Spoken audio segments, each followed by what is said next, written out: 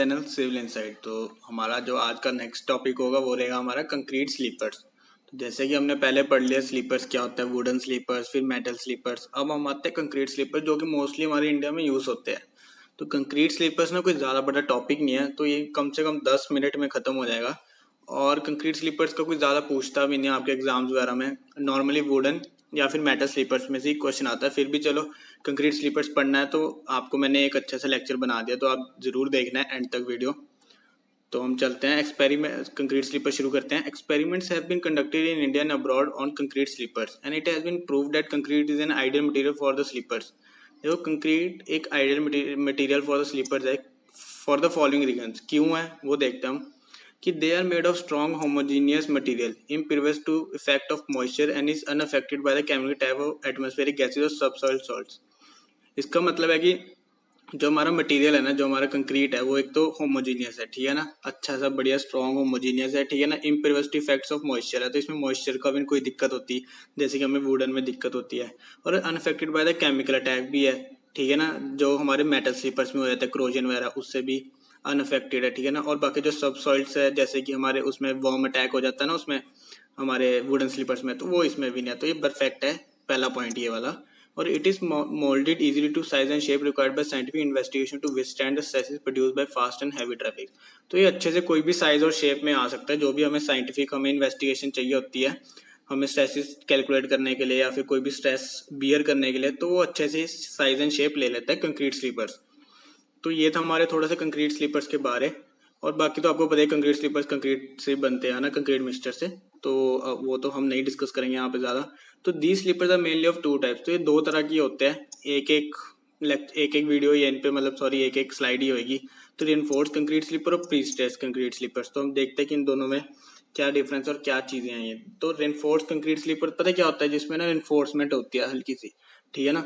तो अब इसमें ना दो तरह के होते हैं, देखो एक थ्रू टाइप होता है, एक कॉम्पोजिट और ब्लॉक एंड टाई टाइप, ठीक है ना। तो हम ये एक एक करते हैं क्या होता है। देखो in the through type when concrete sleepers is stressed cracks on the tension side are invertible.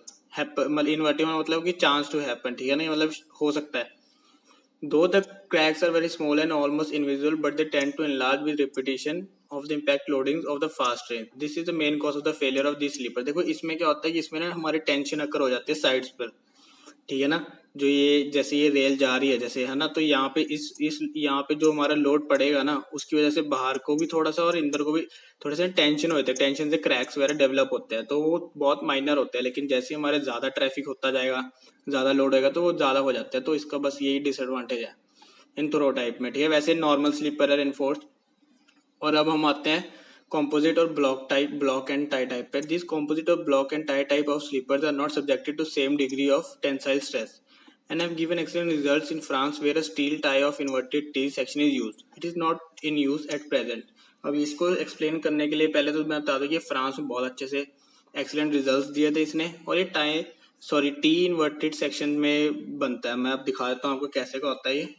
देखो ये जैसे ये कंक्रीट स्लीपर है ना, तो एक टी इन्वर्टेड टी शेप में ना यहाँ पे एक टाई टाइप लगा देते हैं हम, ठीक है ना। टाई टाइप मतलब ये शायद स्टील का होएगा, इसके ऊपर ये देखो यहाँ पे रेल लग जाएगी, ठीक है ना, यहाँ पे, और ये स्लोप में ऐसे हो जाएंगे। तो इन्हें हम बोलते हैं कि कॉम्पोजिट टाइप स्लीपर्स है, रेनफोर्स कंक्रीट स्लीपर्स है। तो लेकिन वो आजकल यूज में नहीं है, ठीक है ना। तो मतलब फ्रांस में इसने बहुत अच्छा रिजल्ट दिया था इन्होंने कॉम्पोजिट टाइप स्लीपर्स ने, ठीक है ना। लेकिन अब इंडिया में और बाहर तो भी नहीं, कहीं भी अब यूज में नहीं है। तो ये थोड़ा सा इसका डायग्राम ही है, अगर आपको क्वेश्चन आता हो तो आप ये बना सकते हैं बेझिझक। तो हम आते हैं प्री स्ट्रेस्ड कंक्रीट स्लीपर्स पे। देखो छोटे छोटे टॉपिक है, मैंने आपको पहले बता दिया था ना, इनमें कोई ज़्यादा टाइप्स है ना कुछ। तो जो प्री स्ट्रेस्ड कंक्रीट स्लीपर्स है ना, ये ना देखो all the disadvantages of reinforce concrete sleepers have been eliminated by pre stressing technique for sleepers. तो मतलब कि जो भी हमारे रेनफोर्स कंक्रीट स्लीपर में डिसएडवांटेजेस थे ना, वो सारे ये एडवांटेजेस कर देता है, मतलब कि उनको सारे हाइड कर देता है। कौन सा कर देता है, प्री स्ट्रेस कंक्रीट स्लीपर करते हैं।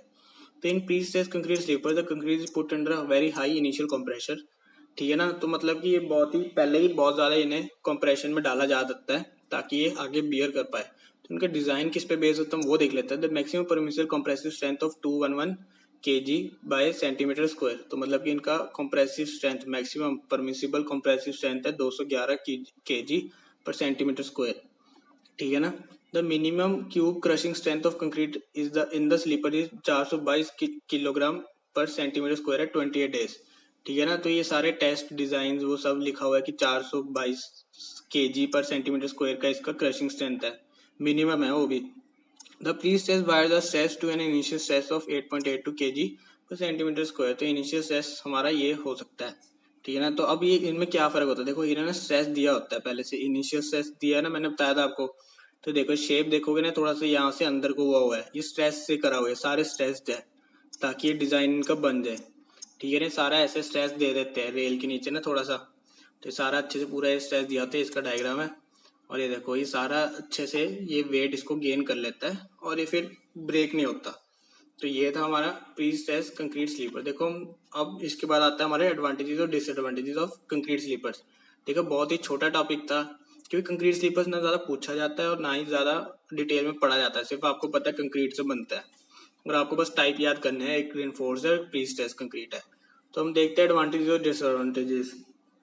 तो अगर आप देखोगे पहला एडवांटेज हमारा, these sleepers are free from natural decay and attack by vermin insect etcetera. ये मैं आपको पहले ही समझा चुका हूँ, तो ये कोई भी इन पे इफेक्ट नहीं करता, ठीक है ना। They have maximum life when compare to other sleepers, the life under normal condition 40 to 60 years. तभी ये इंडिया में मोस्टली यूज होते हैं क्योंकि ये 40 से 60 साल तक चल सकते हैं, ठीक है ना। जो हमारे वुडन थे वो 15 से 20 चल सकते थे, ठीक है। जो हमारे मेटल थे वो थोड़े से उससे ज्यादा, लेकिन सबसे ज्यादा जो हमारे चलते हैं वो है हमारे कंक्रीट स्लीपर्स।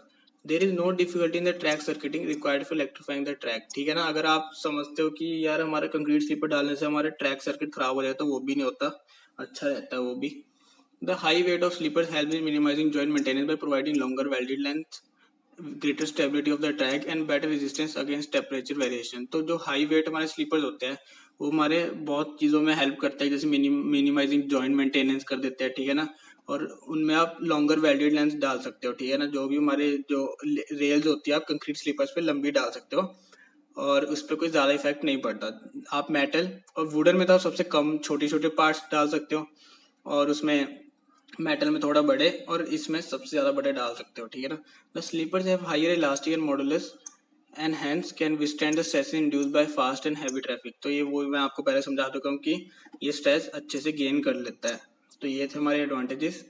और अब हम आते हैं डिसएडवांटेजेस पे। The weight of concrete sleeper is the highest 2.5 to 3 times the wooden sleeper requiring the mechanical appliances for handling. तो वो तो है कि ये वुडन स्लीपर से बहुत भारी है, 3 गुना भारी है, तो इसके लिए हमें मैकेनिकल अप्लायंसेस चाहिए। आप कोई भी हैंड पिक करके नहीं आप इधर उधर कर सकते। The sleeper require pads and plugs for spikes, ये भी आपको पता है। ये मैं अगर आपको कोई लाइव पिक्चर दिखाऊं आपको, देखो ये लगे हुए हैं, ठीक है ना। इन स्लीपर्स के लिए ये चीजें हमें चाहिए होती है, ठीक है ना। इन्हें क्या बोलते हैं, पैड्स एंड प्लग्स, ठीक है ना।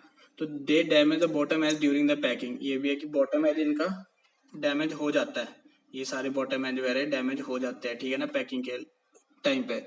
The scrap value is almost nil. तो वो तो है ही कि अगर आप देखो मेटल का स्क्रैप वैल्यू हमने पढ़ा सबसे ज्यादा है और इसका तो जीरो ही है, क्योंकि सीमेंट का क्या होगा, ठीक है ना, कंक्रीट का।